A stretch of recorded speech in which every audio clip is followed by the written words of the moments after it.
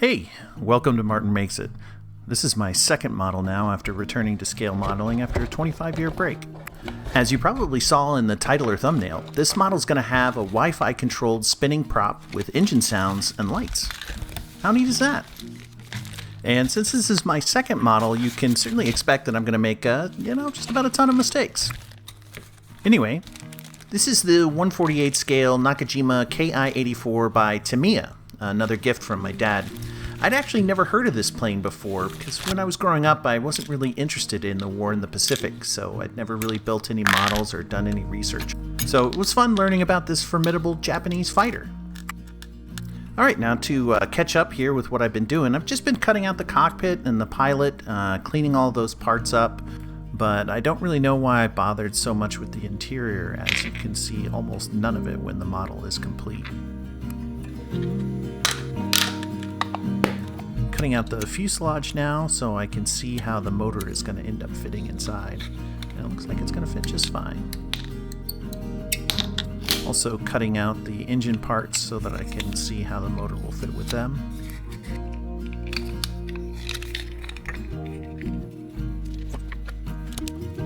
I took some measurements because I was going to 3D print a mounting bracket for the motor when I realized I could just glue the motor to the engine piece after trimming off this little ring. I drilled out the engine pieces and the motor fits perfectly, but the output shaft was just a bit too short. I found another one on Amazon that had a super long threaded output shaft, which you'll see later. Another thing I was into when I was growing up was Warhammer, and I painted a bunch of minis, but apparently that skill has completely abandoned me as I am terrible at painting figures right now. That is something I am definitely going to have to work on. It's fine. Started painting the prop and the engine parts in Mr. Color aluminum, as well as the interior of the fuselage and cockpit, because I wanted to try out this chipping medium.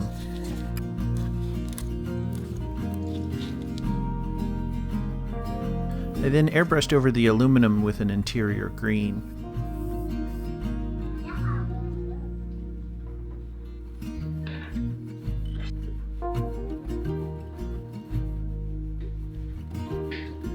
I was really pleased with the results, but like I mentioned, you really can't see any of it on the finished model. And now for the electronics, I used an ESP8266 development board to test out my circuits, and I got these tiny pre-wired LEDs off of Amazon. They're actually surface mount device LEDs, and somebody just put little wires on them.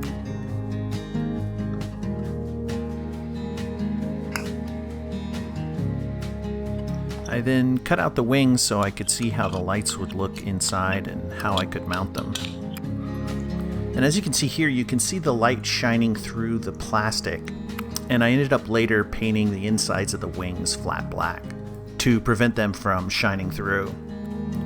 I glued in my pilot and then used a wash on the engine.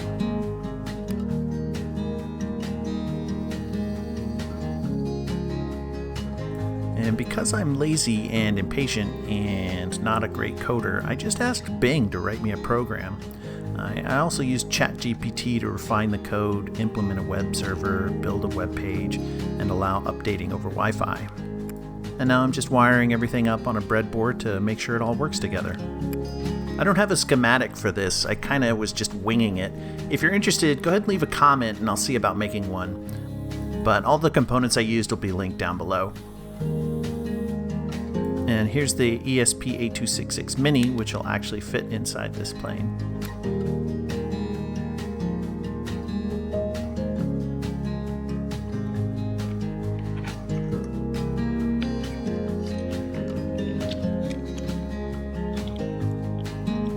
Now testing, make sure everything works before I jam it all in there.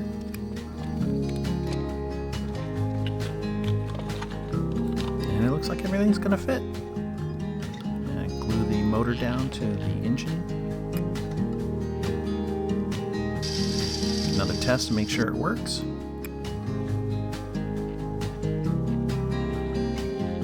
Cut the output shaft down to size. Cut the instrument panel decal in half and then apply each of those halves to the interior of the cockpit.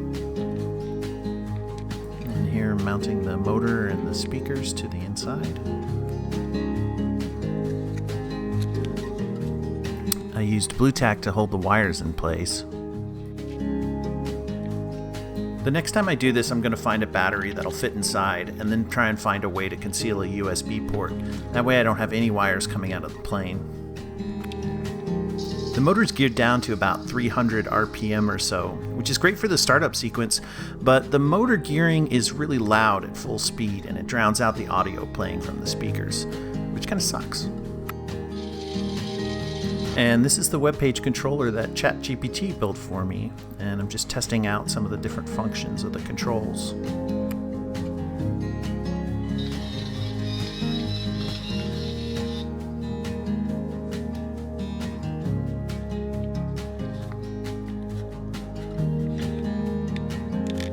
Gluing the fuselage together, making sure everything is nice and secure.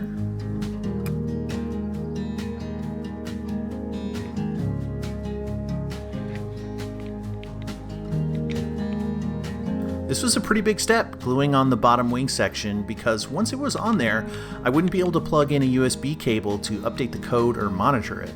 I could still update over Wi-Fi, but if I bricked it, then I would have to take it apart, and I didn't want to do that. I considered using magnets or something like that to secure the bottom wing so I could take it on and off, but then there would be big gaps, and I decided against it. And once I figured out which wing I was supposed to be working with, I found that there wasn't really enough room in between the wings for the lights, so I had to dig out some room. And this was a little bit dicey as the wings were pretty thin here. And for some reason I'm still using super glue to attach the wings together instead of plastic cement. Hopefully one day I'll learn my lesson. I repeated the process on the other wing. Oh, hey, look at that! I guess I learned my lesson.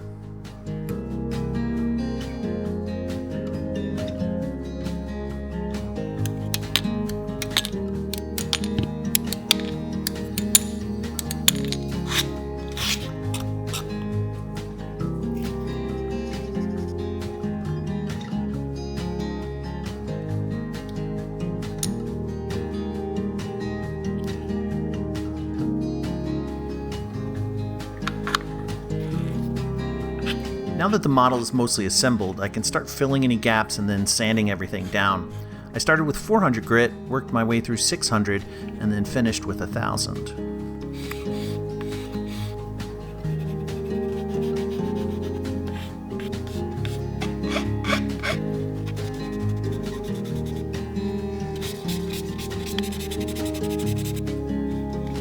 In my last video, where I made the SBD Dauntless, which if you haven't seen, you should check it out, I lost a lot of detail in the sanding process, but I didn't do anything to get any of that detail back. So for this one, I wanted to try scribing some of the panel lines back into the model. It went okay, but I think I'll get a micro saw next time. And for some reason, I decided I would use blue tack to mask off the canopy instead of tape. I should have used tape. Now, this is the part of the video where I just keep messing things up. Now, the first question you're going to ask is, why is he putting toothpicks in the holes for the light and then super gluing them in place? Now, in my head, I was like, this is the perfect way to keep those holes from getting paint in there and blocking off the light. Not realizing, of course, that the toothpick was going to be super glued into the hole, unable to be removed, and thus blocking the light. And now you're probably asking, why didn't he just put some tape over the hole, or shove some tape in there, or really do anything other than what he did? Well, I have been asking myself those same things every time I have to watch myself make a mess of this model. I wish I had recorded my face while I was doing this part so that you could see the utter depression that I was going through. And so I had to drill out the toothpicks and sand down the wing because there was super glue everywhere. And after all that, how do you think I was going to make the clear bubbles for those lights? And you guessed it, super glue.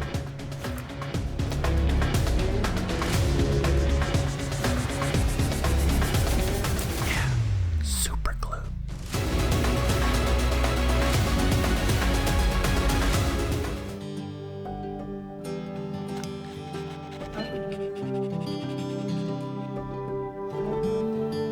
And so now to mask my newly made mounds of super glue, I tried using liquid mask from Vallejo, which turned out to be totally dried out and rubbery. I thinned it a little bit to get it to work, and for the most part it was fine. And now I'm just painting these parts flat black. I really need to get better with my paint consistency, as that was just a watery mess. And this is why you don't use blue tack like this. It stuck to the pilot and everything inside the cockpit, and it took me probably 2 hours to clean it all up.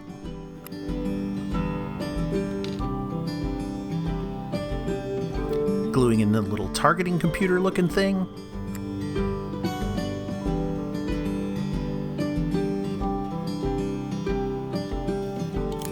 And here's how I should have masked the cockpit in the first place, just using tape. It's called masking tape for a reason. At least I think that's why it's called masking tape. Who knows? After that, I airbrushed the top half in Nakajima dark green.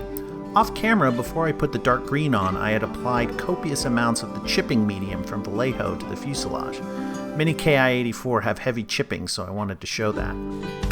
And now I'm starting to mask off the top half of the model so that I can airbrush the bottom.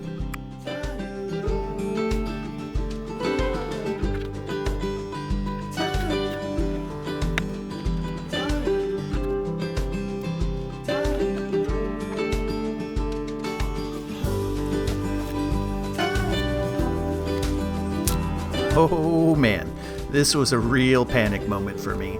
As I was adjusting the tape, a lot of the green paint started pulling up, and I guess that chipping medium did its job. But I went ahead and airbrushed the bottom in a light gray, greenish, bluish sort of color, as well as the landing gear covers.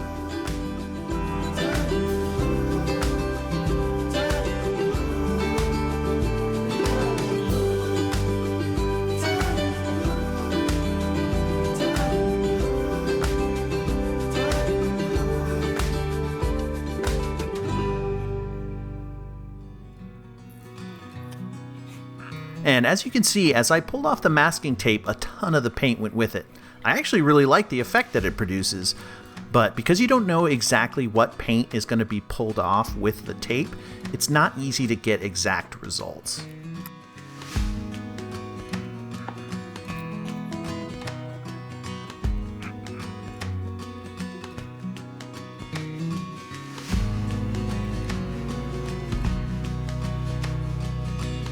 Here I'm masking off the fronts of the wings to add the yellow stripes.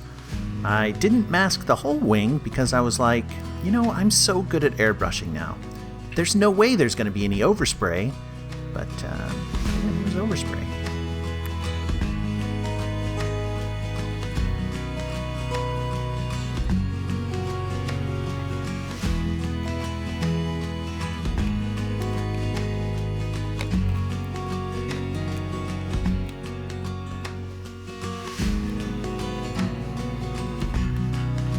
I probably should have done another coat of yellow to make it nice and even, but I'm going to be totally honest, I was getting pretty impatient with this model at this point. I tried to apply water to activate the chipping medium, but since I'd used lacquer paints over top, it didn't really penetrate.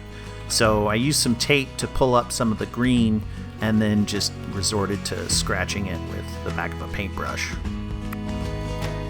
And you know, overall I'm actually pretty pleased with the results. I think the effect looks really good, it looks natural, it's 3D since paint was actually being removed. But I think there's too much chipping in some areas where I don't think it should be, and not enough chipping in places where it should.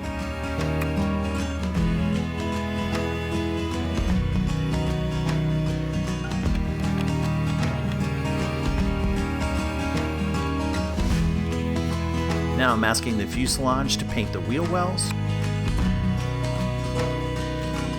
And as you can see here, I used my finger to wipe off the blade. Don't do that. Just don't do that. I decided to go with metallic blue-green because, well, I really like the color. And my first car actually was a similar color, 94 Integra GSR in Paradise Blue-Green Pearl. Love that car.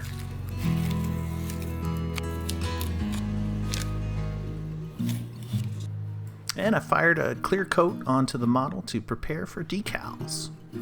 Or if you're in Canada, decals.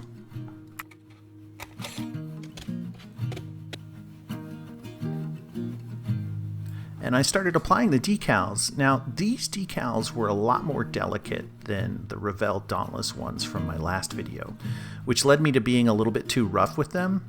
I tore several and did some damage to some other ones. Some I actually intentionally damaged, though, a little later, so that it would go with the chipping effect.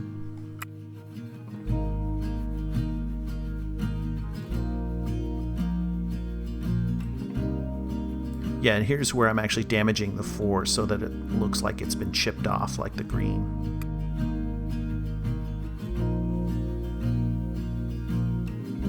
Oh, whoopsie. Little bit of a whoopsie there.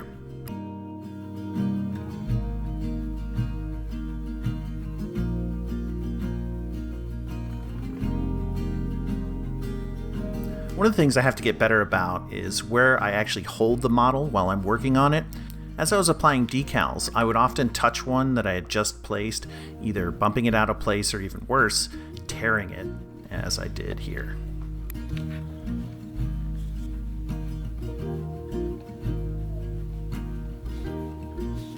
Off camera, I painted the prop green and then I masked it off for the yellow bits.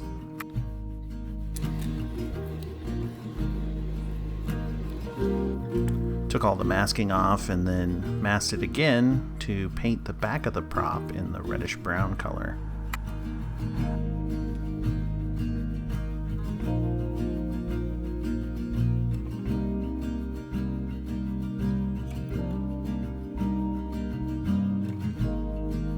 Magic.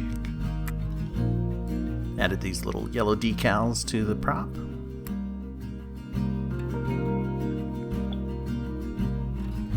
And I painted the hub of the prop in aluminum and used aluminum to do some chipping effect on the edge of the prop. And now I'm just gonna paint in all the panel lines and low spots and basically the whole model with Mr. Weathering color, and then wipe off the excess.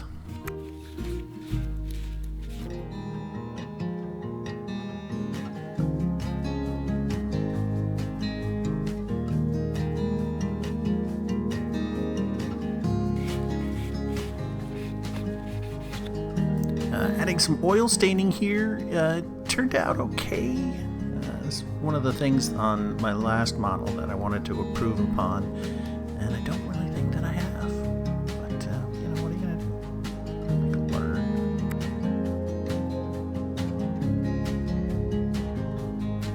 Painted the tires in tire black.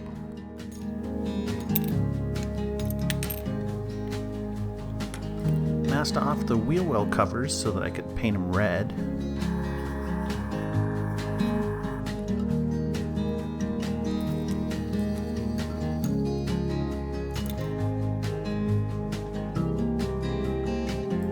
I installed the covers for the landing gear and the landing gear itself. Now I should have made a note of which one went on which side because I got them mixed up and I'm pretty sure they're on there right, but yeah.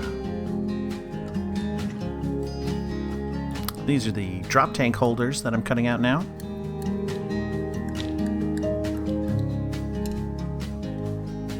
A little dab of super glue and those go in pretty easy.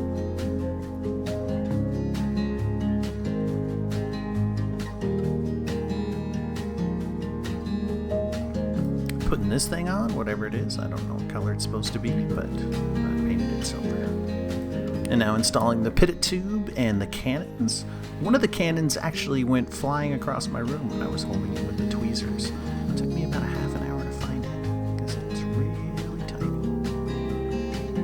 Painting the rear wheel.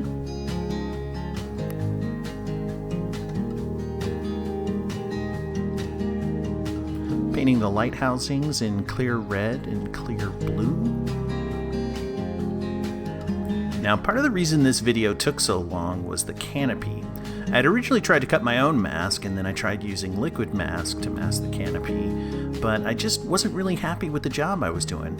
So I ordered the Easy Mask kit for this kit, and the kit went on really easily and worked well. I do think it is a hair on the smaller side for the outside, making the framing look a little too large, but you know, it turned out fine. use super glue to attach the canopy pieces to these rods. And I sprayed the inside and outside of the canopies with the metallic blue-green, and then came back over on the outside with the dark green. I added a flat coat to each of the canopies, as well as doing a little bit of aluminum chipping. I was kind of in a rush to get the model done at this point, so the results of the chipping were unsatisfactory. But, you know, it's all worth it because unmasking the canopies is probably one of the most satisfying parts of building these models.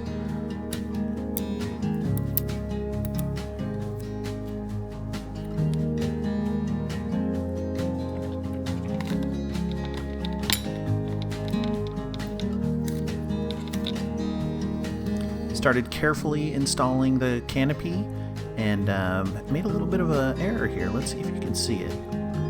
Let's see if you can see what I'm doing wrong right there. If you said I was trying to install the canopy upside down, you would be right. But I got it on there eventually, and so I left that part in because it's funny.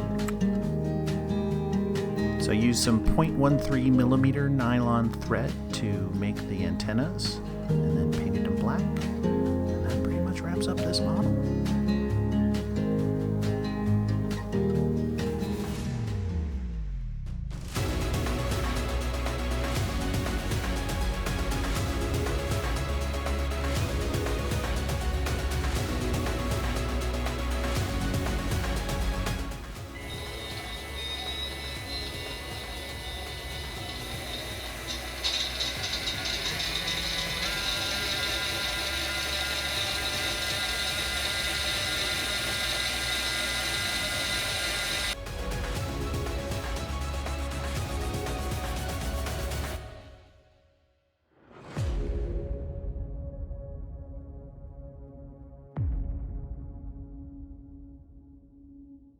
Hey, thanks so much for watching, and please like and subscribe, you know, do all that YouTube stuff.